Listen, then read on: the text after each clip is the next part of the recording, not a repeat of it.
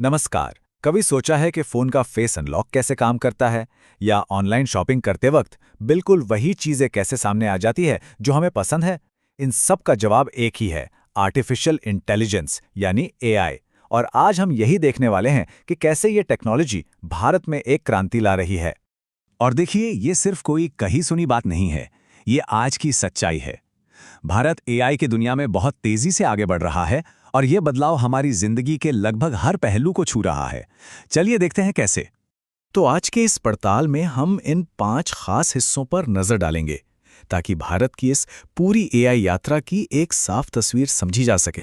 तो चलिए शुरू करते हैं भारत के एआई युग से। देखिए, ये कोई साइंस फिक्शन फिल्म का सीन नहीं है। ये वो हकीकत है जो हमारे देश को आज इसी वक्त बदल रही है। अब सवाल ये उठता है कि ये टेक्नोलॉजी रिसर्च लैब से निकलकर हम सबके रोजमर्रा की जिंदगी का हिस्सा कैसे बन रही है। देखिए, एक टाइम था जब एआई का नाम सुनते ही लगता था कि ये तो बस बड़ी बड़ी कंपनियों या साइंटिस्ट की चीज है। पर अब ऐसा बिल्कुल नहीं है। आज एआई हमारे घरों, खेतों और स्कूलों तक पहुंच चुका है। और इसका असर कहां कहां दिख रहा है? हेल्थ केयर से लेकर खेती तक और पढ़ाई लिखाई से लेकर सरकारी कामकाज तक, मतलब एआई हर जगह अपनी छाप छोड़ रहा है।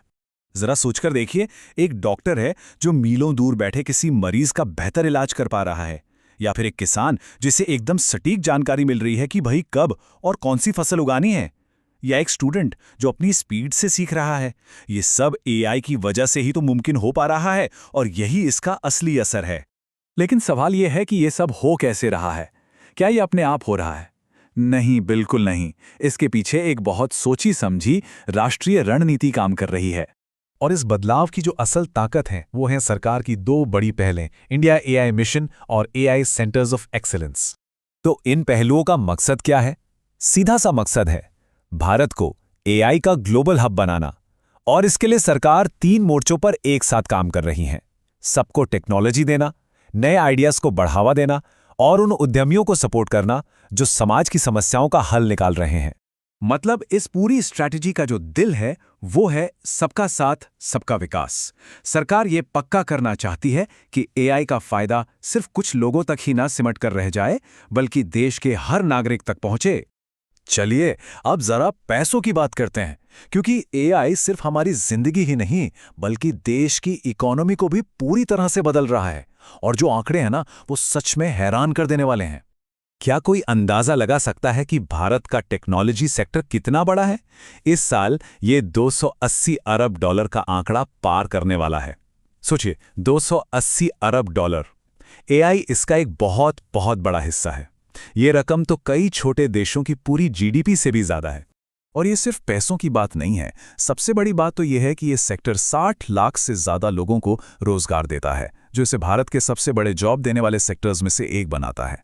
तो ठीक है, हमने ये तो देख लिया कि देश के अंदर क्या हो रहा है, लेकिन दुनिया के मंच पर, ग्लोबल स्टेज पर भारत कहाँ खड़ा है?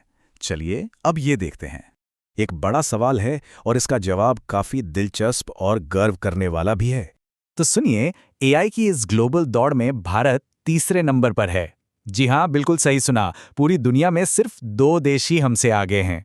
और हाँ, ये कोई हवाई बात नहीं है।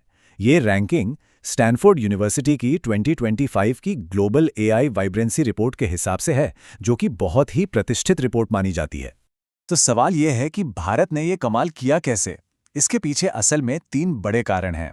हमारा बढ़ता हुआ टैलेंट पूल, मतलब हमारे होनहार युवा, हमारी मजबूत रिसर्च कैपेबिलिटीज और हमारा शानदार स्टार्टअप इकोसिस्टम, जो नए नए आइडियाज को हकीकत में बदल रहा है। तो ये साफ है कि भारत एआई की दुनिया में एक सुपर पावर बनने की राह पर निकल चुका है। लेकिन ये सफर हमें कहां ले जाएगा? क्या एआई हमारे समाज को और बेहतर बनाएगा, या फिर ये नई चुनौतियां पैदा करेगा? इसका जवाब तो खैर भविष्य ही देगा।